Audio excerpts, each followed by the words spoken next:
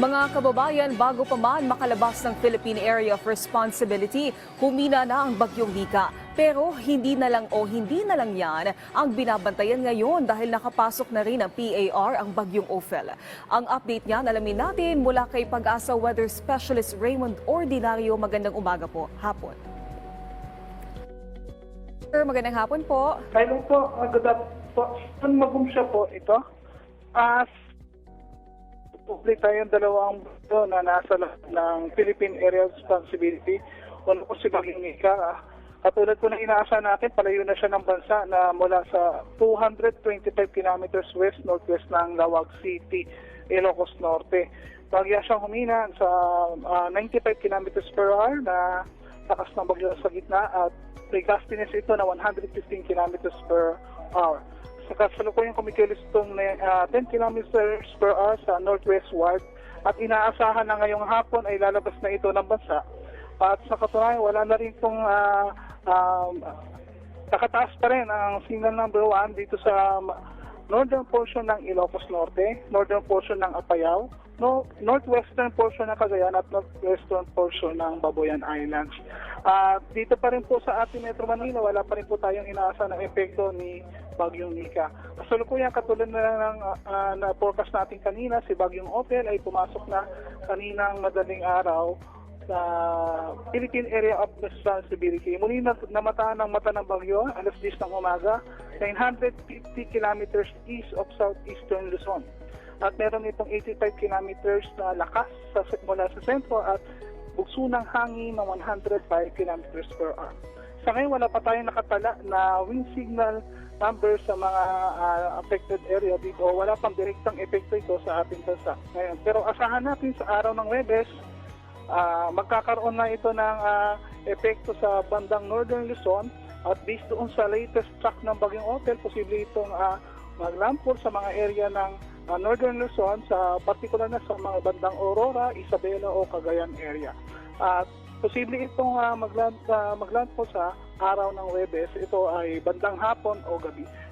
Bagamat malayo pa ito sa kalupaan, wala pa itong epekto sa ating bansa ngayong araw, pero based po sa ating forecast, sa araw ng Huwebes, asahan na dito sa bandang Cagayan at Isabela, gayon din sa Apayao at Kalinga, posible na makaranas na sila ng malalakas na pag-ulan at kaya patuloy na ginagawang ang monitoring ng Pag-asa dito sa Bagyong Ophel. Sir Simon, ay base po sa forecast track ng Bagyong Ophel ay paakyat ang direksyon nitong bagyo. May chance po ba na magbago ang direksyon nito? Yes po ma'am, kasi po pa rin po natin niro-roll out na pwede pa rin niyang sundan yung track ni Bagyong Nika. Pero sa ngayon, ito po ang mas lumalabas sa mga models na ginagamit ng Pag-asa na pahilaga ang takbo niya.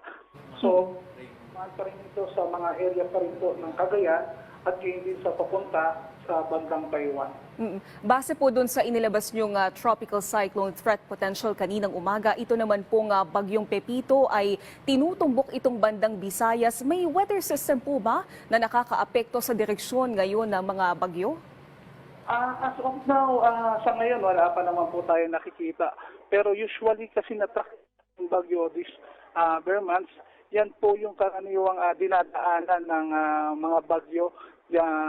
Since ito pong si Pepito o si Bagyong Mangi, international name, ay papasok pa lang, hindi pa natin talaga makita kung medyo malaki pa yung cone uncertainty niya, kaya hindi pa natin ma-detect yung exact niya na landfall or ito ba i-release o hindi. Pero isang inaasahan natin, ito ng Philippine Area of Responsibility, patuloy pa rin yung monitor ng Pag-asa yung bagyo na ito at makakasigurado po tayo na magkakaroon tayo ng update kung saan po talaga ito tutumbok.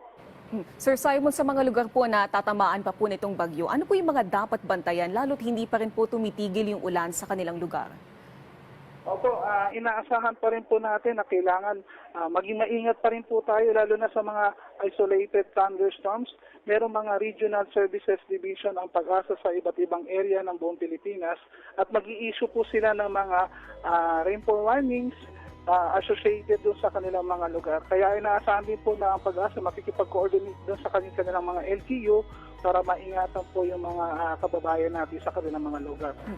Sir, hihingi lang din kami ng update sa pag-iral ng amihan. Sa oras na pumasok ito sa bansa, ano po yung magiging epekto nito sa mga papasok po na bagyo? Since sa ngayon ay hindi pa ganun ka lakas ang hangin amihan, pero ang epekto nito, maaaring itulak niya pababa yung tracking ng bagyo. So possible yung mga tracking ng bagyo natin, ang tama po ay bandang Visayas or bandang most of the time Visayas area or dito sa Southern Luzon. Since wala pa tayong nararamdaman masyado ng malakas na hangin amihan, so sinusundan lang niya yung tracking pa northwestward na direction. Maiksing mensahe na lang po sa publiko, Sir Simon. Opo, patuloy pa rin tayo maging updated sa mga latest update ng ating mga weather forecasting dito sa DOST Pag-asa. Mag-ingat po tayo. Maraming salamat po sa inyong oras, Sir Simon Magumsya ng DOST Pag-asa.